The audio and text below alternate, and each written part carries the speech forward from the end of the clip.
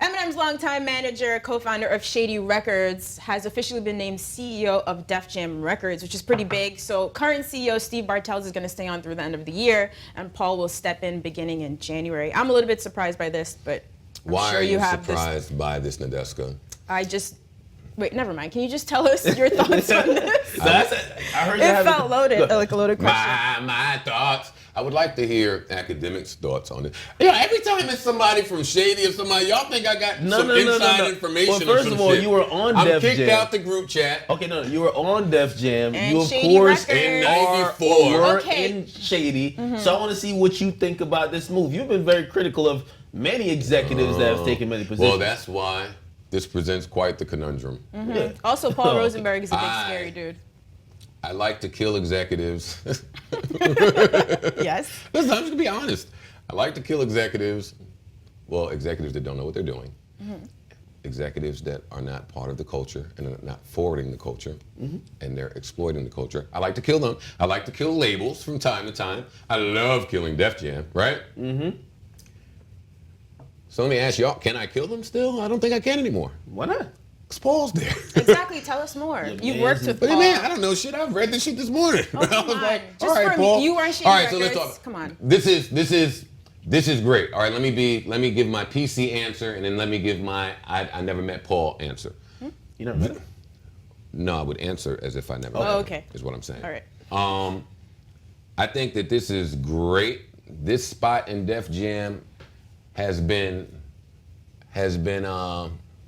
in limbo for a little while. And when I say that, this is going back to when L.A. Reid held the spot. He held it for a while, but you know, he wasn't really a rap guy. And then from there, we had, I think it was rumblings of Pecos. They went from Pecos, they went Hove. Who came after Hove? This seat has just been up, and they've been trying to fill it for quite some time. I think Khaled was doing this at one point, even if they didn't have the actual title, people that were trying to hold the position, which matters none because Steve Bartels has been running Def Jam since who knows when. So if they're gonna actually let Paul do the job, which is why that part that we talked about with Steve Bartels, where it said he might be the interim, you know, what he's doing, that's really the most important part of the story to me. Because it's like Phil Jackson and Jeff Hornacek, where whoever's coaching the Knicks, you know that Phil Jackson and what he's trying to implement is really what's doing it. That's what Steve Bartels has been in Def Jam for a long time. I like the move because Paul is a genius. Paul is innovative. Paul is a creative. Paul has bars. A lot of people don't know that. So I like the move. Is he qualified for the position? Yes. He's probably overqualified. When you come from Eminem, now that gets to my beef with Paul. When you come from Eminem, and he not come from because they built that, but he's used to doing things differently. You get a luxury pass when you deal with someone of M's stature. Now let's look at the Def Jam acts. 2 Chainz. I'm talking about, and when I go through these names, I'm only talking about the people that probably need the guidance and the assistance, some of the newer acts. 2 Chainz probably does not. He knows what he's doing. Let's see, Big Sean, he probably doesn't need too much help. Common is on Def Jam? Oh yeah, duh. Davies, Mustard, Designer, Fab, Gunplay. Gunplay still there? Iggy Azalea, Jadakiss, Jeezy, Kanye, Dirk, Reese, Logic, Ludacris, Pusha, Nas. Def Jam need a lot of help, and they need a lot of work. I'm sure Paul. Some of those newer acts, I don't even think they're still on Def Jam. This is Chops gave me a bullshit list when I asked for it. Gunplay is not still on Def Jam, but if Paul is up for the job, I think he can get it done. But man, they need a lot of help over there. I mean, and this is a question for me to you. What was his like influence and input on like Shady? Like how did he mold? He built it. Okay, so given what Shady ended up becoming, I mean, I feel like you have kind of given Shady a lot of passes. Like when me? Yeah. Let's talk about it. I feel like you're more critical. Like even the conversation we had yesterday about artists ran labels. Like we kind of criticized every other label except Shady, and I know that's the one you're on. But it's a little bit of a pass, man. Like, What criticism would you have of Shady Records? Because I can talk about it freely. Paul probably won't want me to, but I can. I would imagine that the acts there, I don't know, I just believe that it should be more success, given that the huge platform and M is backing the whole thing. Okay, M is a creative. Paul is a creative. At Shady, they are creatives. I say that to say they're with quality and not quantity. Every time they put something out, they just want to make sure it's as pristine as what they normally put out. So now let's go through it. D12, multi-platinum group, right? Obi Trice, multi-platinum. Shit, M. Who else have they put out? 50. Yellow Really, Wolf was on really Shady the only too. acts you can criticize on Shady would be Yellow Wolf, who's a newer act, and still his albums are great, and Slaughterhouse. And the criticism there would be that the content and the music maybe wasn't up to what the core fans thought would happen. So when you talk about artists ran labels, how can you knock a label that they hit it out the park every time they are up to bat? I mean, but you have criticized other labels for having, like, even you just mentioned Yellow Wolf, right? You said the content is great, but probably didn't perform as well as it should, right? His music. You've criticized other labels for, okay, the content is there, now it's on the label, it's on y'all, for y'all to take the ball and run with it.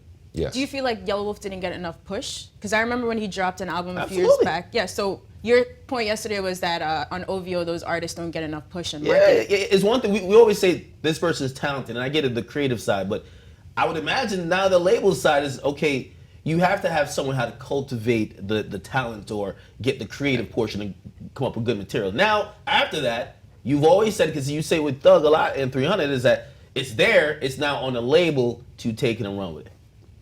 Right? So That's true. So at least This is why, and I was going to say this to you yesterday when we were talking about Ross with MMG, Wayne with Young Money, right? This is why Eminem's success is a detriment to anybody on Shady. Can M promote his artists the way that Rick Ross promotes and endorses his? why not? It costs, do you know how much money it costs for M to move around? Can M just pop up at interviews with Slaughterhouse the way that Ross does or did with Wale and Meek? Can M just I don't think he necessarily has to do that. Time out. He makes it sound like the president moving, to be honest. And I get it. Eminem is an Eminem. ultra megastar. You got Madonna, Michael Jackson, M, Mariah Carey, Justin Timberlake, like people that are, and I'm just throwing names together here, but you get what I mean. People that are of that stature, no, M cannot do that. You are a slave to your success.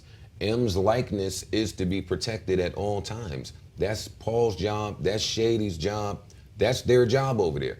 I can't criticize them for moving the way they're supposed to move with their premier act. So at that point, then it sounds like you're telling me it's almost like a handicap signing to them, even though you would think M is I would think M is the thing that draws people to be attracted to the label. But you're telling me now like it's actually a handicap because he can't promote you like that, can't be out there with you like that, and really can't give you the necessary push that you'd expect if you're signed to him. I didn't sign there because Eminem was there. That was a plus, of course. I signed there because I had all the trust and the faith in the operation altogether. M is an artist at the end of the day. It's one of the reasons that I never was so quick to sign an artist. When you're an artist and you live in that realm of creativity, you're not really putting your all into someone else. Creativity, it comes, it goes, you move it. You're not doing the business side. For every M, you need a Paul. For every J, you need a Dame. For every fucking, like, you just have that. So when I criticize the labels, right, when we talk about Shady, my criticism wouldn't be with Shady, it would be with Interscope. Shady does things the correct way. Now, when they take the project to Interscope, You don't think Shady gets any of that blame? Because I get you, Interscope shares they blame wouldn't too. get it externally because we move like a family. So when there's a problem, we just talk about it like family. We speak about it internally. We try not to do all that public shit. This I've probably said too much sitting here, but I'm the person that's in a seat speaking publicly every day. Okay. So even about this move, right? Okay, so Rosenberg's now with Def Jam. If he has the same vision for Shady, do you think it works at Def Jam? I don't know. I don't know what will or won't work at Def Jam because I'm not familiar with all the people over there. I'm not familiar with the business model over there. But what I will say is Paul is the perfect person to man that seat if I'm going by some of the old ideologies and some of the old things that Def Jam stood for, which is bars, rap. Like they're not hit chasing. Like they don't spend 100% of the time hit chasing. They still have some integrity a little bit. And Paul has all the integrity in the world, and he has the ear to listen for that. He's not just listening for the cheesy mumble. So I do like that over there. We got to see what he does. We got to see what he does because at the end of the day, he has a job to do. So quarterly, you better meet that fucking quota. I think he'll do it. Yeah, it seems like quantity is going to be his biggest challenge, right? Shady's a smaller team. He clearly has the experience. It's now dealing with a bigger roster of artists. And if I'm hearing you right, it looks like he probably have to recruit some new artists because some of these niggas don't fit with. Oh, bring Royce to Def Jam. He needs some new acts. Bring Royce to Def Jam. I'll never understand why, you know, some of the, and I won't say older acts because there are plenty of acts that we love that are of age, right? I never understand, well, I do understand because it's a young man's game. But some of the older acts that still produce high quality content and numbers, if I'm going by that bullshit list I just read at fucking Def Jam, man, if you don't bring Royce over to Def Jam, if he would even go, if he would go.